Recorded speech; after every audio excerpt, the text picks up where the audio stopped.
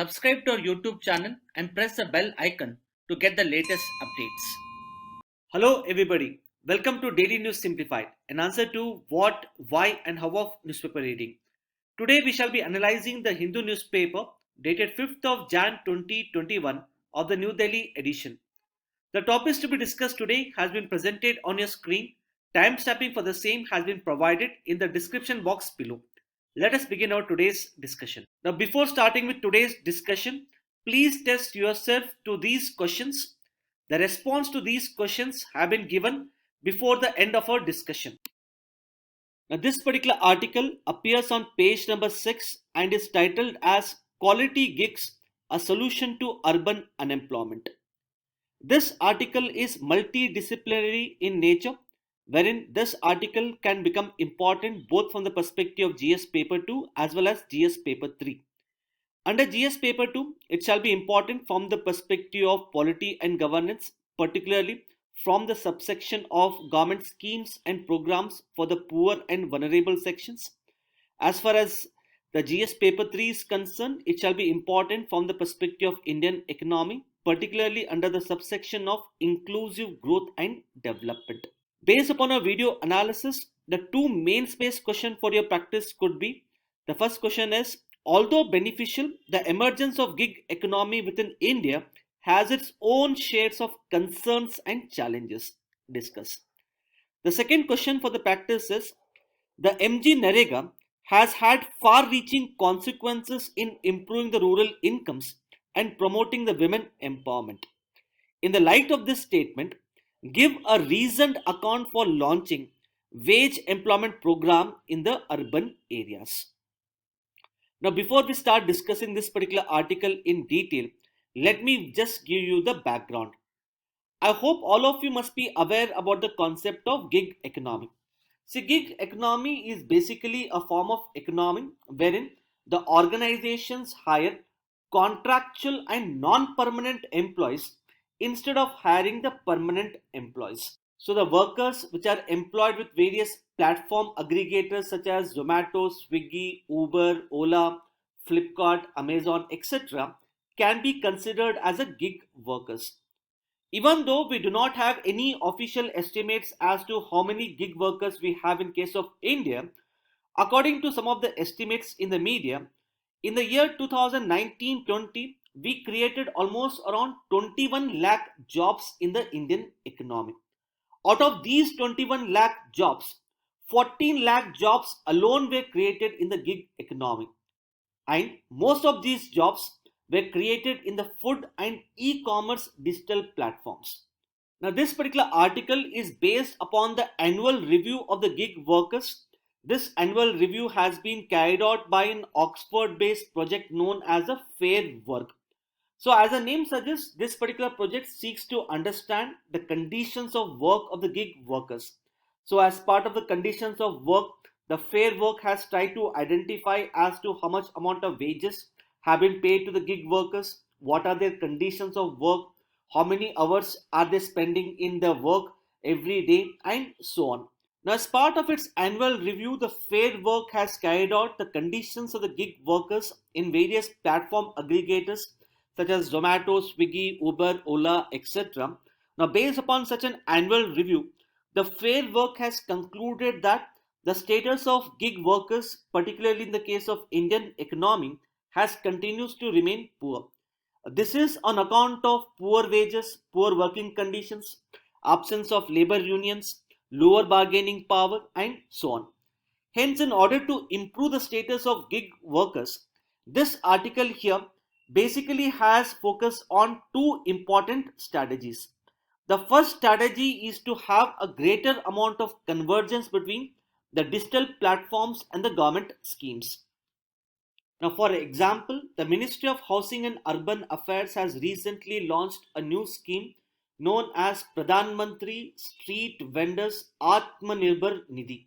As part of this particular scheme, the Ministry of Housing and Urban Affairs is providing for collateral-free loan of almost up to rupees 10,000 to the street vendors in order to support their livelihood opportunities which otherwise have been disrupted by the COVID-19 pandemic.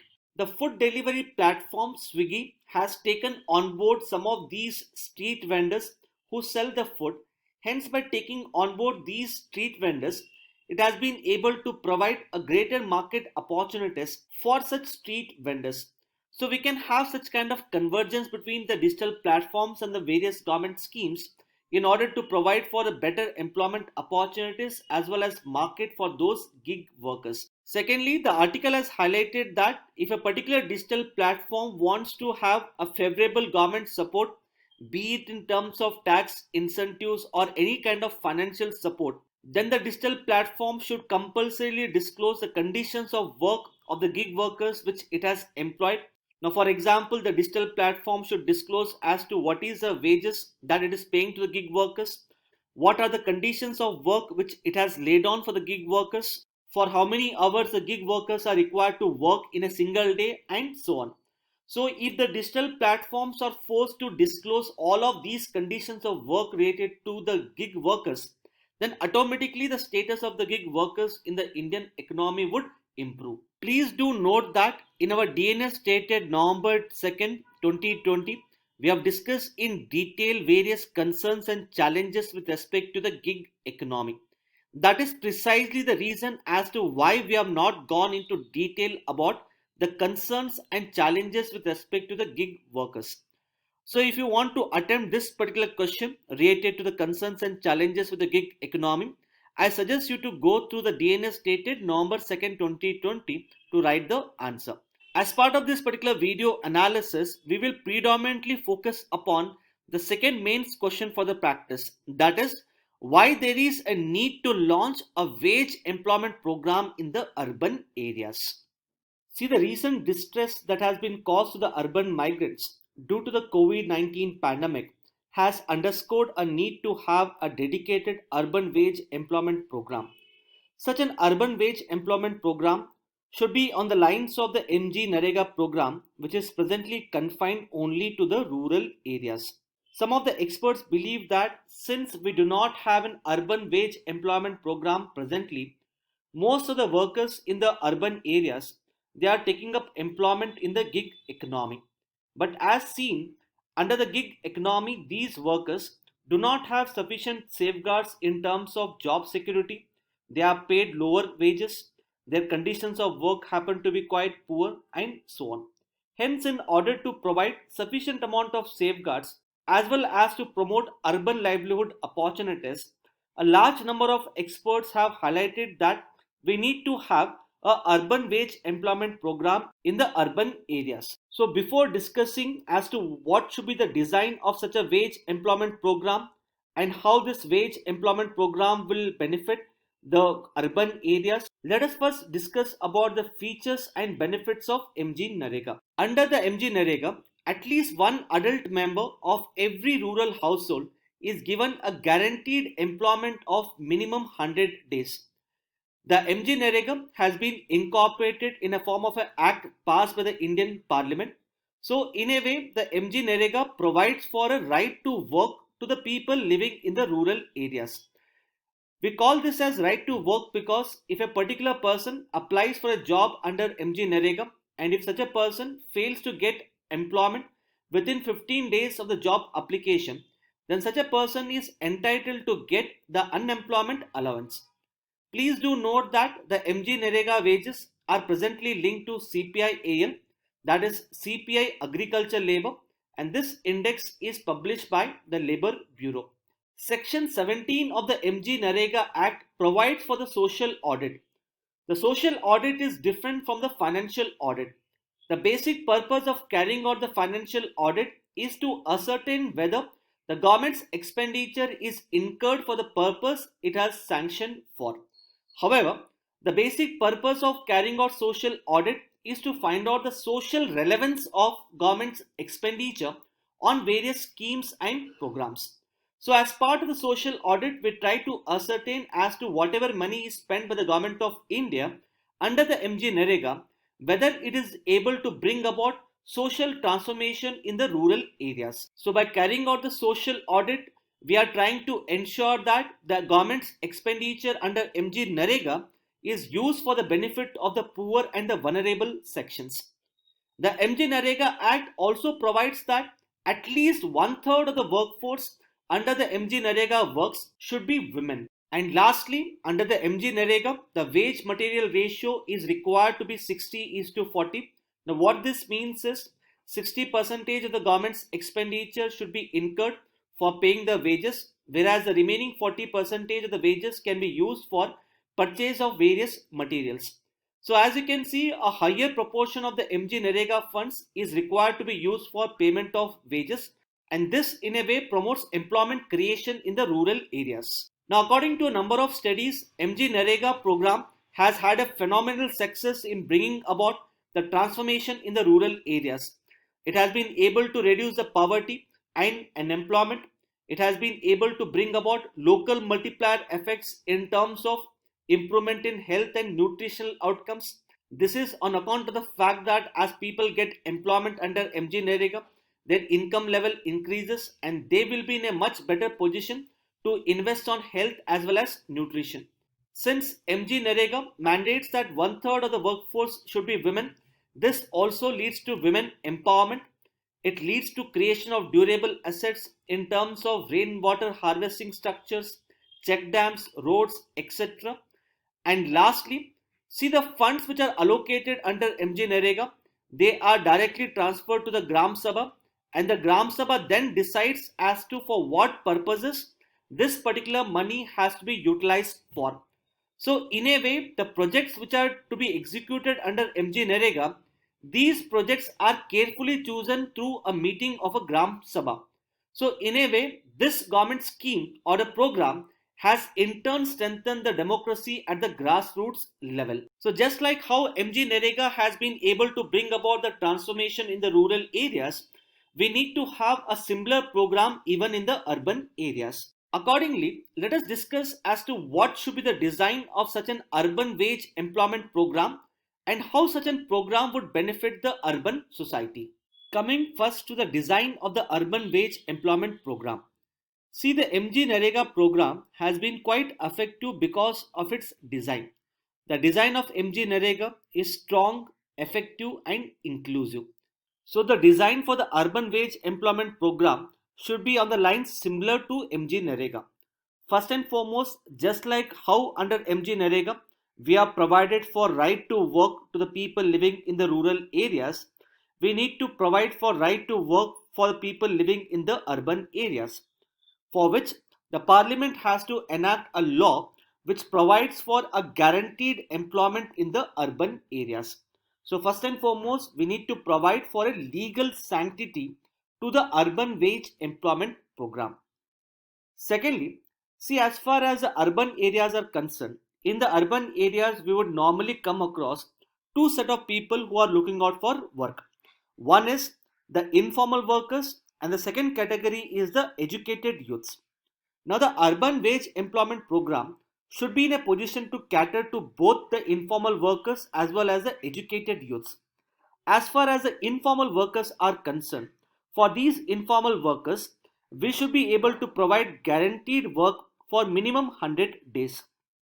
And as far as the educated youths are concerned, for these educated youths, we have to focus more upon skill training and apprenticeship.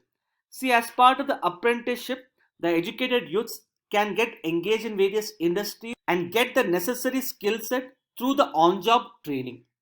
As far as the nature of work which can be carried out under this particular program, the finances under this particular program can be used for creation of urban infrastructure such as roads, bridges, etc.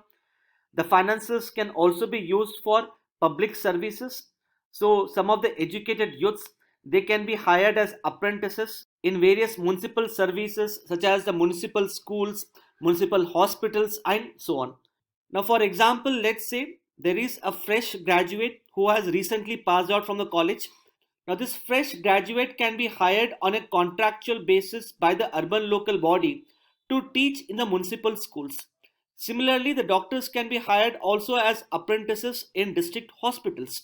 See, on one way, we are able to provide the necessary skill set to the educated youths, and on the other hand, we are able to provide for a much better municipal services.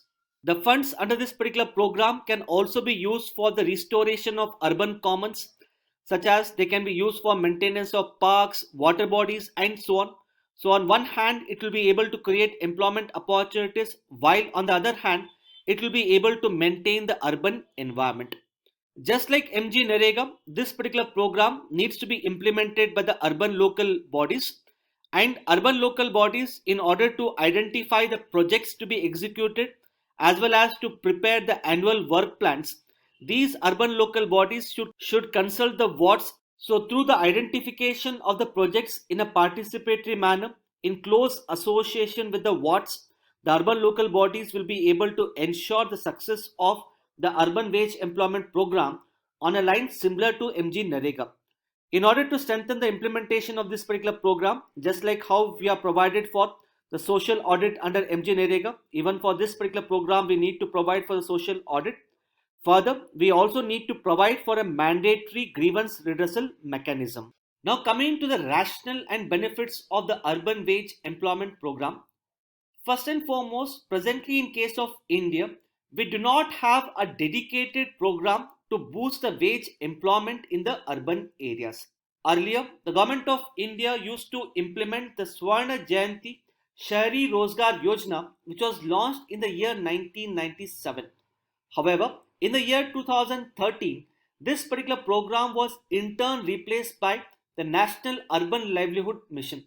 The basic emphasis of the Urban Livelihood Mission is on self-employment and entrepreneurship rather than providing wage employment. Hence, a dedicated wage employment program will be able to provide the necessary employment to the people in the urban areas. Nextly, as you must be aware, presently the Indian economy is facing the economic slowdown.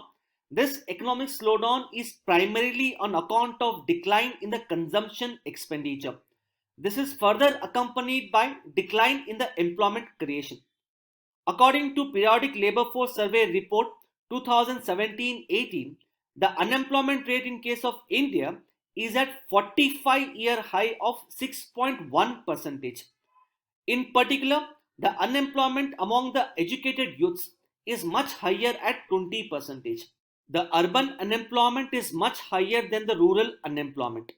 Thus, by having a separate dedicated program, not only we would be able to boost the demand, but we would also be able to solve the problem of unemployment in the urban areas. Nextly, see if you look at the present state of urbanization in case of India, according to Census 2011, it is around 32%.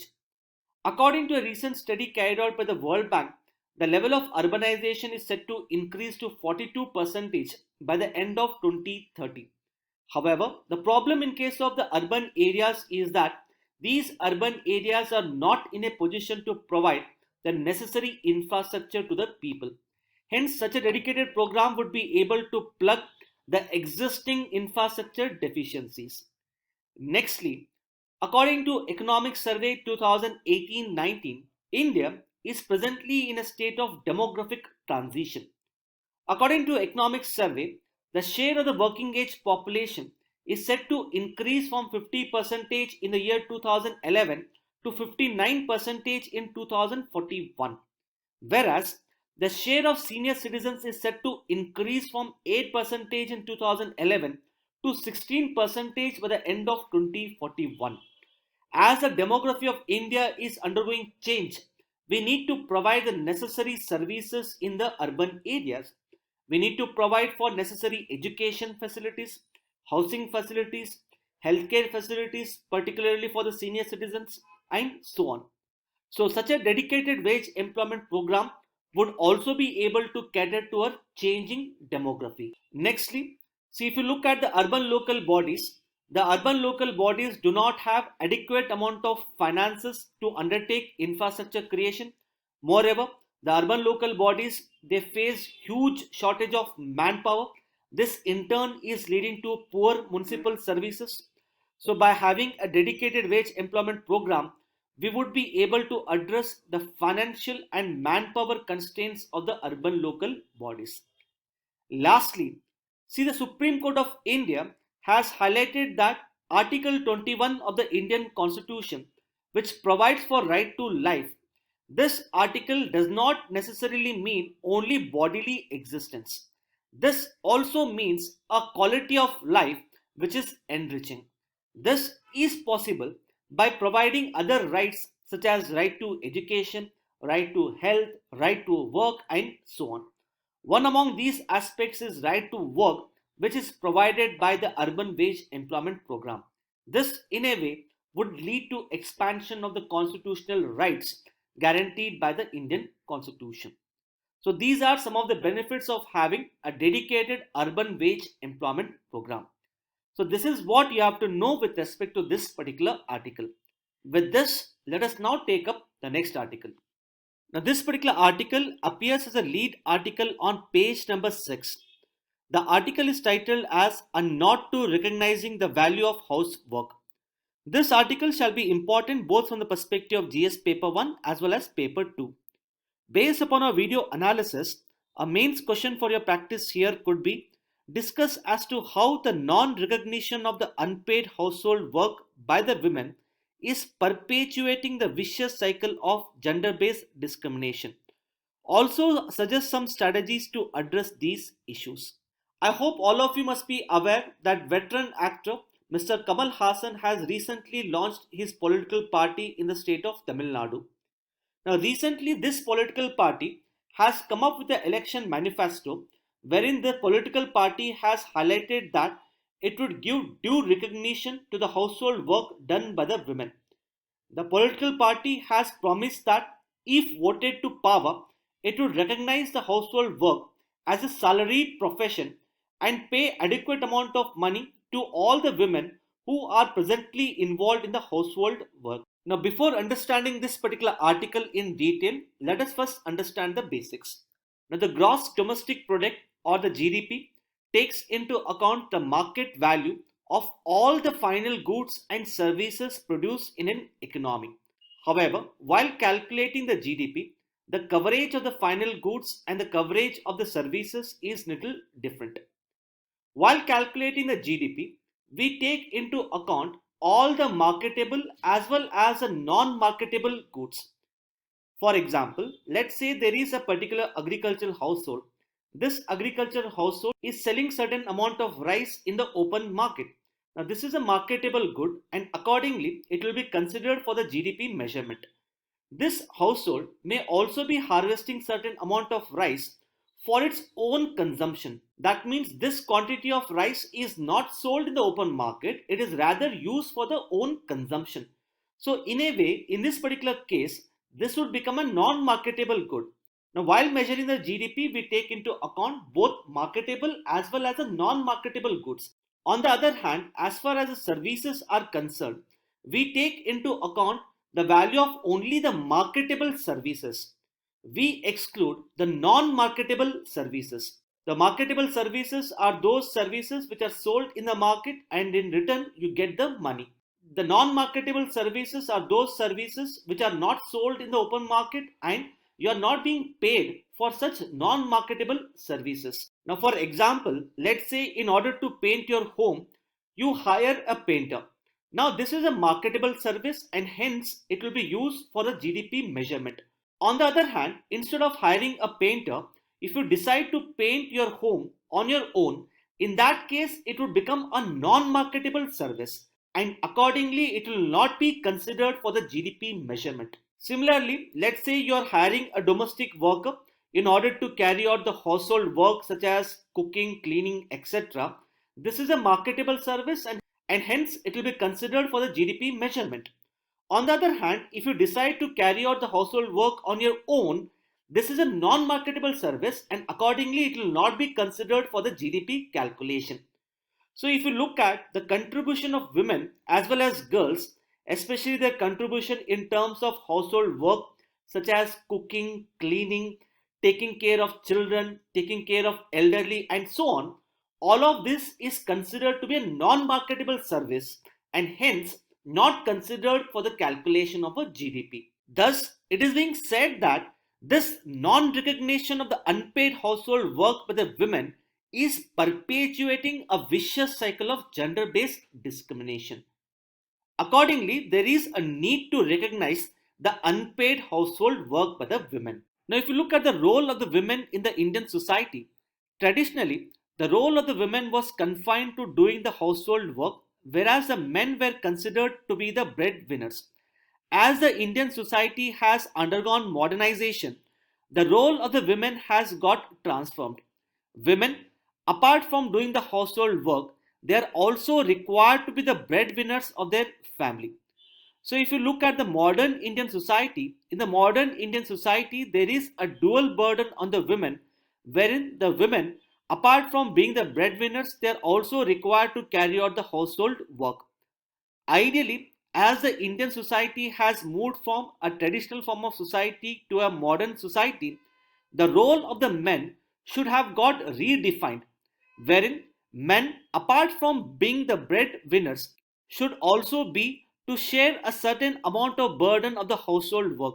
But sadly, this has not happened, and that is why the women are facing the dual burden. Now, if you try to calculate the total amount of unpaid household work done by the women at the global level, this accounts to be almost around 13% of the global GDP. In fact, according to a study carried out by Oxfam, this is as high as $11 trillion. As far as India is concerned, it is accounting for 40% of India's GDP. Undoubtedly, the value of services provided by women and girls within the household is of enormous value. It is this particular contribution by the women and girls in the households that has been able to enable us to achieve higher GDP growth rate. In the absence of contribution of women and girls to the household work, the economy would come to a grinding halt. Now, what are the implications of the higher burden on the women and girls to do the household work? As you can see, the girls who undertake a large amount of unpaid care work have lower rates of school attendance as compared to the other girls. At a global level, since the women are undertaking the household work, they have less chance to involve in productive activities. Because of that, the labor force participation rate of the females is much lower than that of males. The extreme poverty levels among the women are much higher than that of the males. And if you can see here, the total amount of hours spent per day on carrying out the household work for the women, this is much higher as compared to that of males. So when we do not recognize the unpaid household work of the women, it in turn perpetuates the vicious cycle of gender-based discrimination. See, when we don't recognize the unpaid household work of the women, then obviously the households as well as government would not make adequate amount of investment in the human capital formation of the girl child, such as they would not spend adequate amount of money on education, health, etc. So because of the poor health and educational outcomes, they will not be able to participate as workforce in the economy, leading to their lower participation rate. So this lack of economic empowerment of the women in turn perpetuates the gender stereotyping and entrenched patriarchal mindset. So this is a kind of vicious cycle when we do not recognize the unpaid household work of the women. So you can look at the implications on the women and girls in terms of economic impact, political impact, and social impact. Economic impact is when girls drop out, particularly during the secondary education, to do the household work. This has also led to decline in the total female labor force participation rate in the Indian economy. Way back in 1993-94, this was as high as around 45.2 percentage, but now it has dropped down to 25.3 percentage. If you look at the labor force participation rate of the males, this is as high as around 75 percentage. In fact, according to IMF, if the total female labor force participation rate increases to match the male labor force participation rate, then India's GDP size could well increase by almost 20 percentage. It also reduces the scope for women to participate in political activities to take up their own issues. This also leads to lack of women-friendly policies. As far as social impact is concerned, this will lead to poor education and health outcomes and thus perpetuate a flawed mindset that women should be confined to homes and they should be doing only the household work. So this in a way leads to a vicious cycle of gender-based discrimination. Now coming to the various strategies in order to address these issues, These strategies are highlighted as 4 R's approach. These strategies have been given by Oxfam International. The 4 R's here are recognize, reduce, redistribute, and representation. First and foremost, we have to give due recognition to the unpaid household work done by the women and girls. Secondly, we would have to reduce the amount of time spent on the household work. Here, the government should play a key role and provide for the necessary care infrastructure. Now, various government schemes and policies such as the Maternity Benefit Act, Integrated Child Development Scheme, and so on, they need to be strengthened. Nextly, we need to provide for the redistribution of the unpaid household work within the household itself. And lastly, we would have to give due representation to the women in design of the policies so that the women can have their own voice and take up their own issues. So this is what you have to know with respect to this particular article. Now this particular article appears on page number 6 in the form of an editorial and is titled as Maximum Governor. Now before I get into the detailed discussion of this particular article, let me first highlight the background. See, recently the Kerala Legislative Assembly wanted to have a special session to discuss about the farm bills as well as the recent farmers' protest taking place across India. Accordingly, the Kerala government then recommended the Kerala governor to convene a special session of the Kerala Legislative Assembly. Ideally, the governor should have taken the recommendation given by the Kerala government into consideration and convened the special session of the Legislative Assembly. However, in this particular case, the Kerala governor questioned the urgency of the Kerala government to convene a special session of the Legislative Assembly.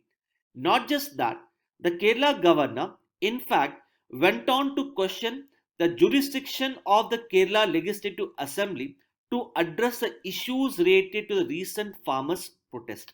This is not the first time wherein the Kerala governor has acted in a biased and a partisan manner.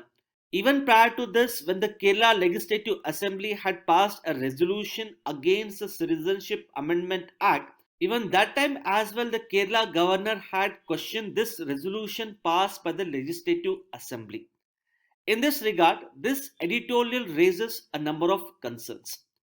First and foremost, it has highlighted that the governor has encroached upon the functions of the legislature and executive in the state of Kerala. Secondly, the editorial has highlighted that the governor has acted in a politically biased and partisan manner. So rather than being neutral and acting as a vital link between the center and the states, the governor has acted in a politically biased manner against the state government.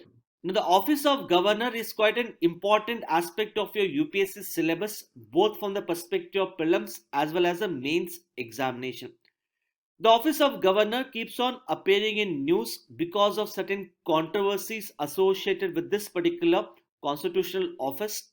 Now, according to number of committees such as the Sarkaria Committee as well as Punchi Committee, these committees have highlighted that the office of governor in case of India has become highly politicized. Further, as we can see in previous year prelims as well as mains, a number of questions have been asked with respect to the office of governor. So what we would do here is we would analyze this particular issue in much greater detail, wherein we'll understand all the aspects related to the office of governor. Now, as to what are the issues in the office of governor and what reforms have to be introduced, all of these issues I have discussed in much greater detail in our DNS dated 11th of April 2019. So what I would do here is I would attach that previous DNS video for your revision. The governor of a state occupies a very important constitutional post in India. The governor forms a vital link between the center and the state, wherein he represents the center at the state level and he represents the state at the central level. Now, because of the importance attached to the office of governor, the governor is required to act in a impartial, neutral as well as unbiased manner, and he has to promote the spirit of cooperative federalism. That means to say he has to ensure that there is a proper coordination between the center and states. And this is extremely important in a country like India because India is facing multiple problems such as poverty, issues related to security and terrorism, climate change, etc. And we cannot solve these multiple problems unless there is effective coordination between the center and states. And such an effective coordination can be brought about through the office of governor. However, what has happened in the recent times is that the office of governor has turned controversial, wherein some of the governors have acted in a partial and political manner at the behest of the central government. Similarly, it has been observed that whenever there is a change in the ruling party at the central level, there has been mass removal of the governors appointed by the previous governments. It is because of this reason the Punchi Committee on Center-State Relations had highlighted that there is growing politicization of the office of governor, because of which the independence and autonomy of the office of governor has got compromised.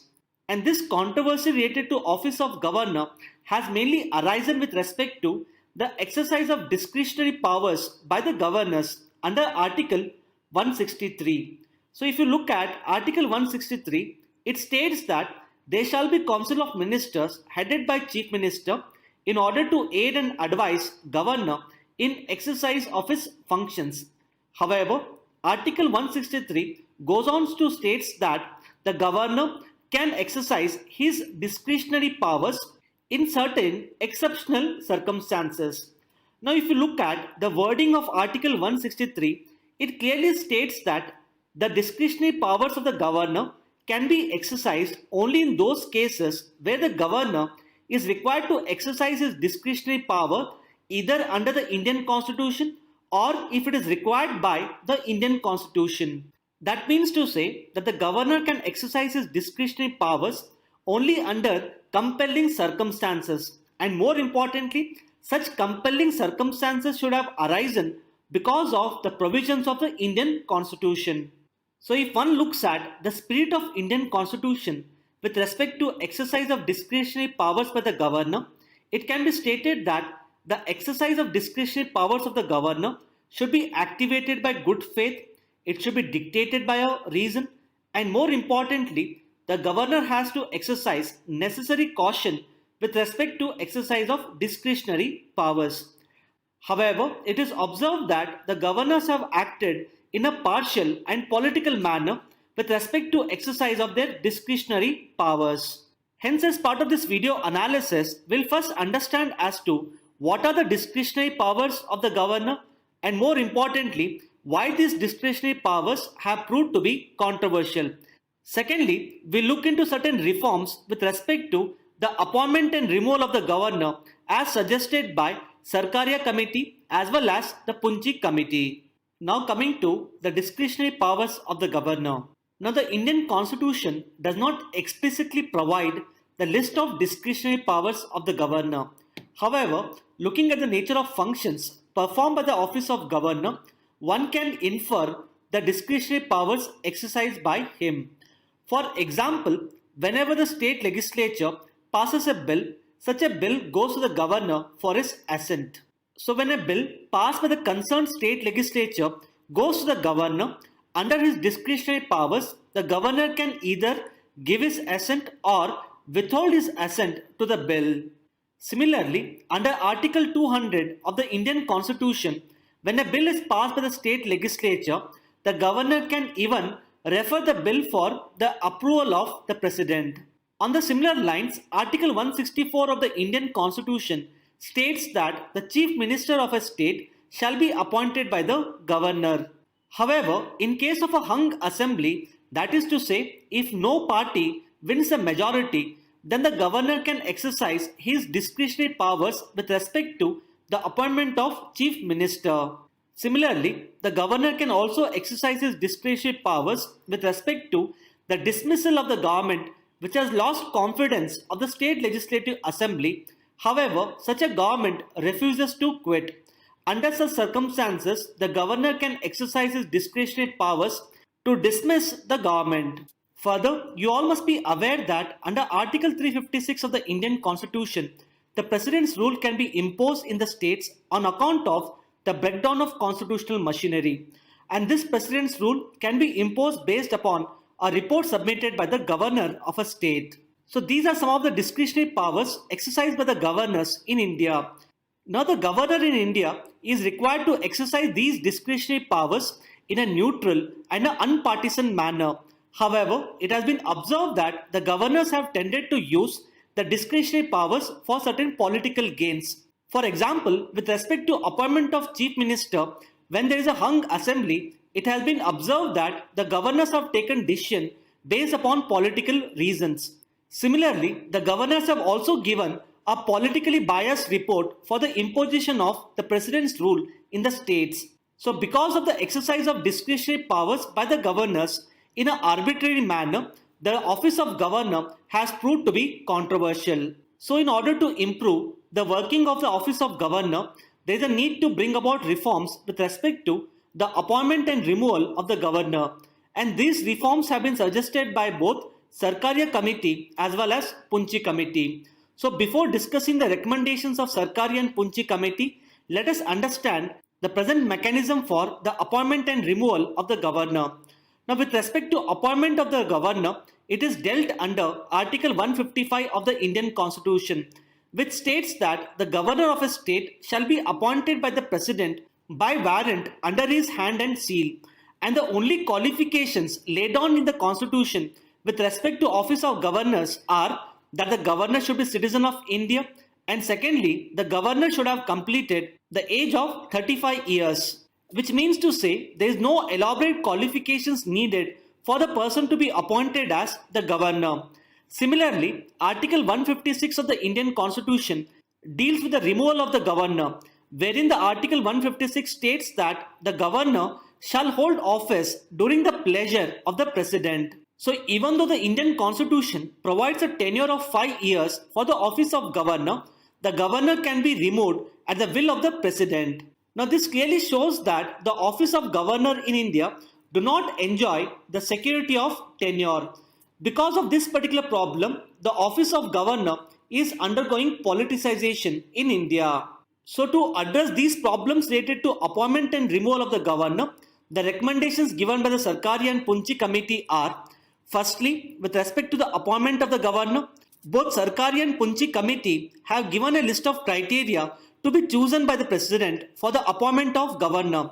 The first criteria here is that a person to be appointed as governor should be an eminent person in some walk of life. Secondly, such a person should be from outside the state. Thirdly, a person should be a detached figure and he should not be intimately connected with the local politics of the states. And lastly, a person to be appointed as a governor should not have taken part in the politics generally and particularly in the recent past. In this regard, both Sarkaria Committee as well as Punchi Committee were of a belief that if this particular criteria is chosen for the appointment of a person as a governor, then automatically we would be able to ensure the independence and autonomy of the office of governor. Similarly, with respect to removal of the governor, as we have discussed, the governor can be removed at the will of the president, which shows that the governor do not enjoy the security of tenure. Thus, in order to provide security of tenure to the office of governor and to prevent undue politicization of his office, the Punchi Committee has recommended that Article 156 of the Indian Constitution has to be amended. And through this particular amendment, the phrase "during the pleasure of the president" has to be deleted. Apart from that, as you all must be aware, Article 61 of the Indian Constitution provides for the impeachment of the president by the parliament. So the Punchi Committee has recommended that a similar provision for the impeachment of the governor by the state legislature has to be provided under Article 156. So with respect to removal of the governor, the Punchi Committee has suggested two major recommendations. The first recommendation is that the term "during the pleasure of the president" should have to be deleted from Article 156. Secondly, there is a need to provide for the impeachment of the office of governor on the lines of the impeachment of the president.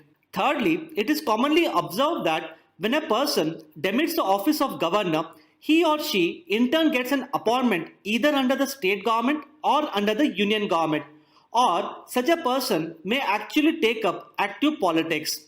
And it is because of these reasons some of the governors can act in a partial and non-neutral manner.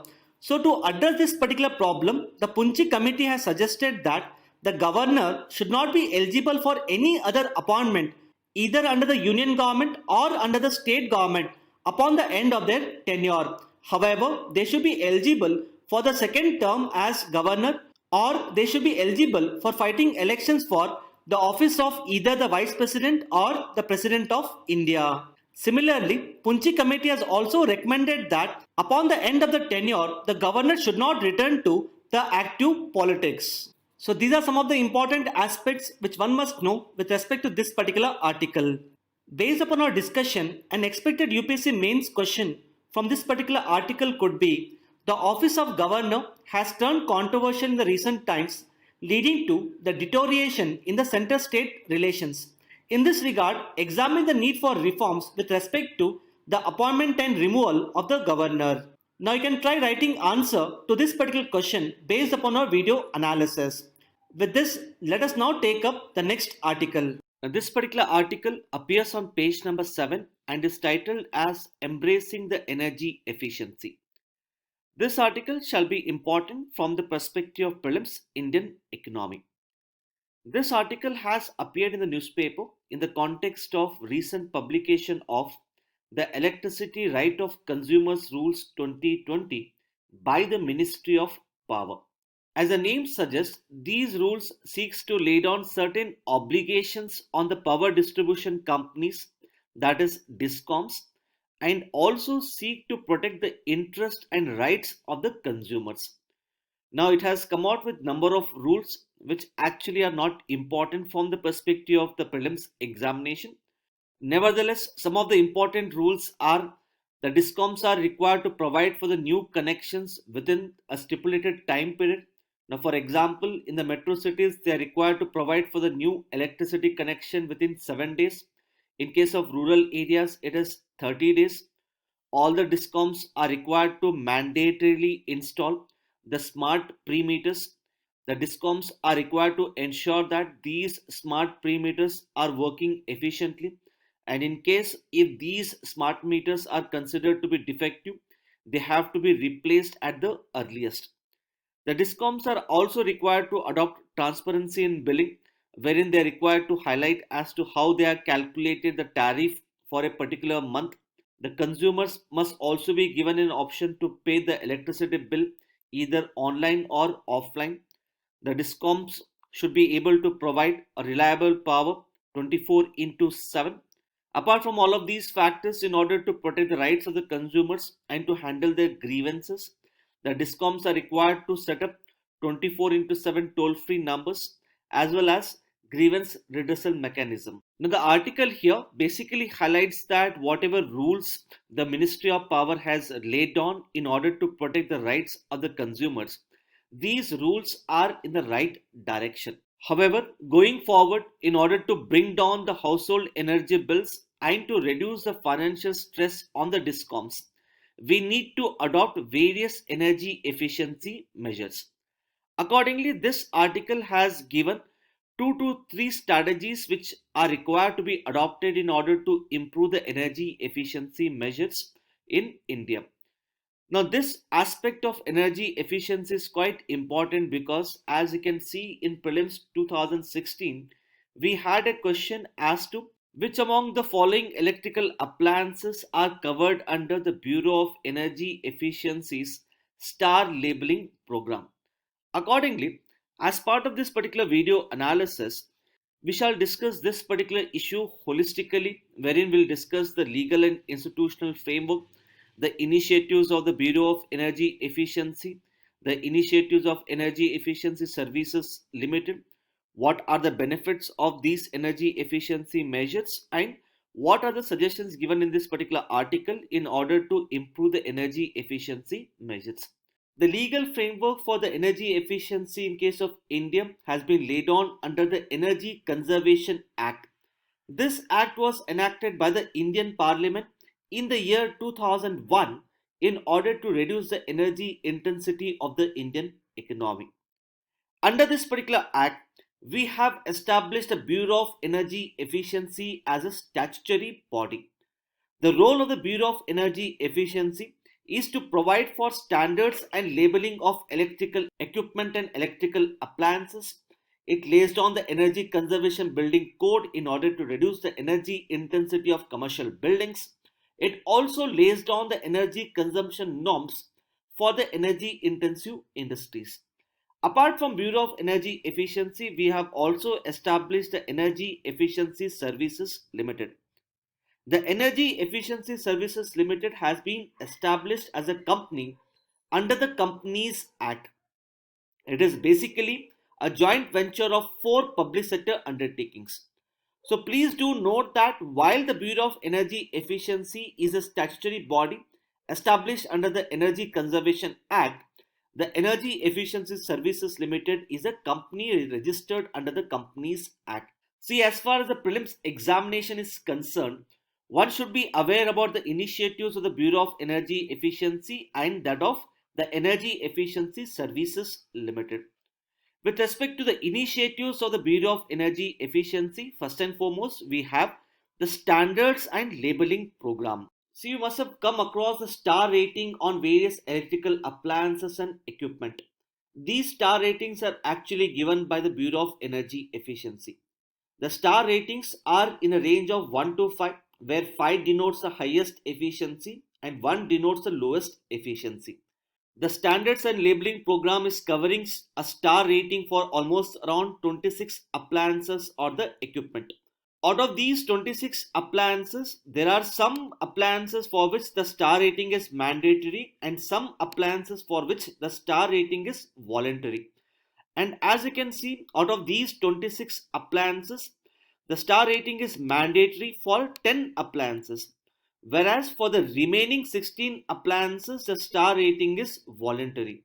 Now, all of these details are given on the website of the Bureau of Energy Efficiency. Then we have the Energy Conservation Building Codes.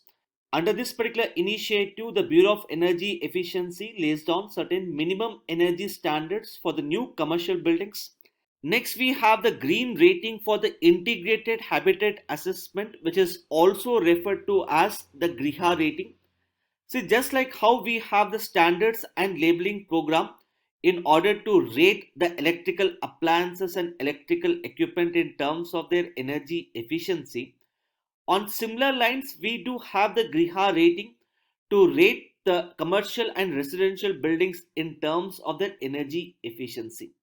So, as part of this GRIHA rating, the Bureau of Energy Efficiency gives a rating to the commercial and residential buildings in order to understand as to how efficient it is in terms of saving of energy. Next, we have the National Mission for Enhanced Energy Efficiency. Now, this is a part of National Action Plan on Climate Change. Under this particular mission, we do have two submissions. The first submission is Perform, Achieve, Trade, and the second one is Market Transformation for the Energy Efficiency.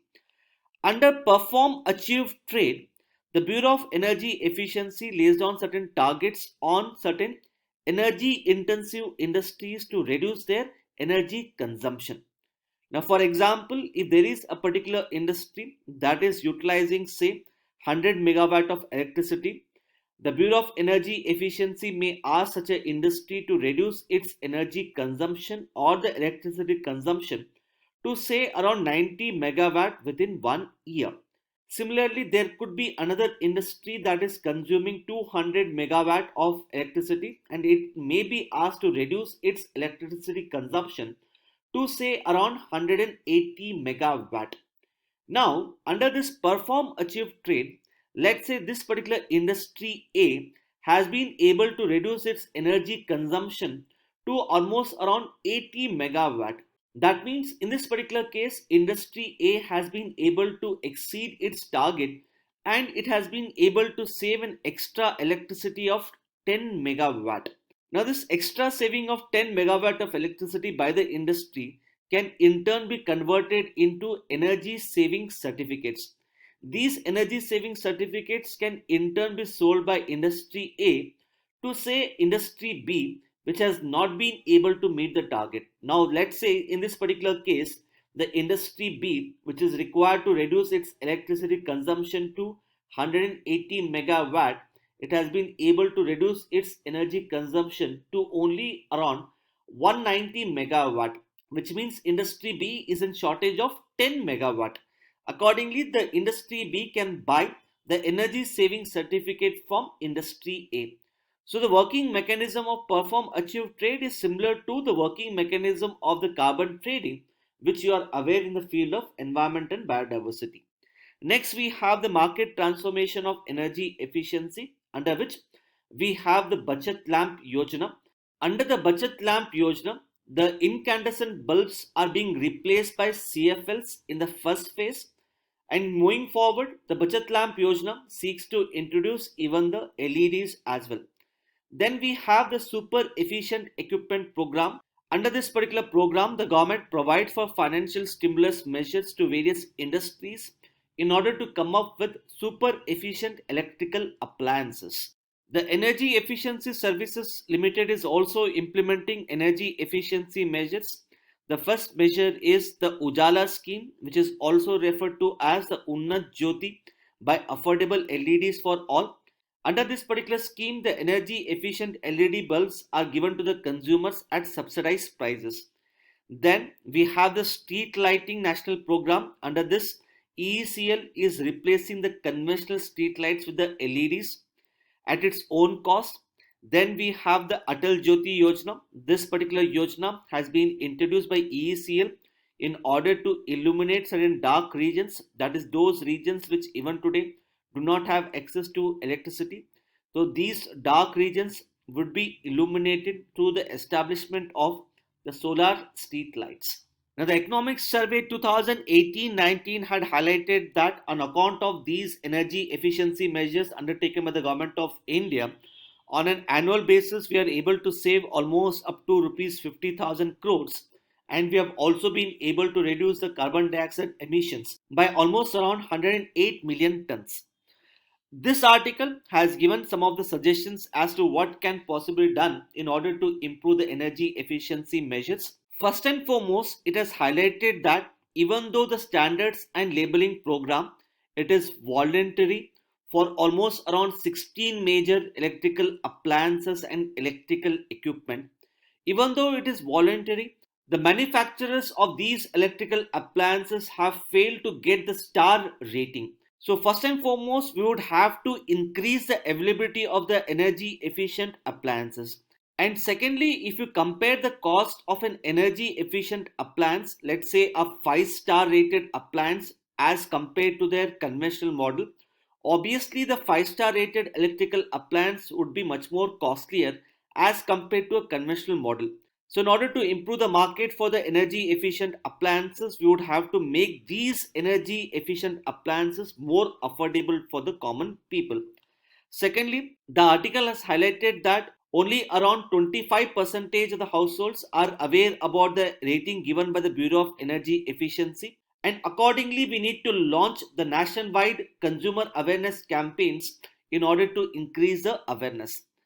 And lastly, the article has also highlighted that we need to measure the savings on a real-time basis. That is, whatever electricity bill which we are able to save through the adoption of the energy efficient appliances, these savings should be measured on a real-time basis and communicated to the consumers. So by communicating such information on a regular basis, the consumers will be incentivized to buy more energy efficient appliances. So these are some of the important aspects which one should know with respect to this particular article. Next, we have two important articles from the perspective of the prelims examination. The first article appears on page number 4 and it is about the pangolin. The second article appears on page number 8 and it is about the bird flu or the avian flu. Now in today's DNS, we will not be covering these two articles because these two articles have already been covered in our previous DNS videos. The link to these two DNS videos has been given in the description box below. Apart from that, we have also added the content of these two articles in today's PDF. So please go through either the PDF or these two DNS videos in order to understand about the pangolin as well as the bird flu or the avian flu. With this, we have come to the end of today's discussion. Now, the answers to the questions that were posed at the start of our discussion is as presented on the screen. As far as the answers to question number 8, 9 and 10 is concerned, please try to find out the answers on your own and respond in the comments section. Now coming to the question for the day. Now the answer for the question for the day that was asked in yesterday's DNS is option B.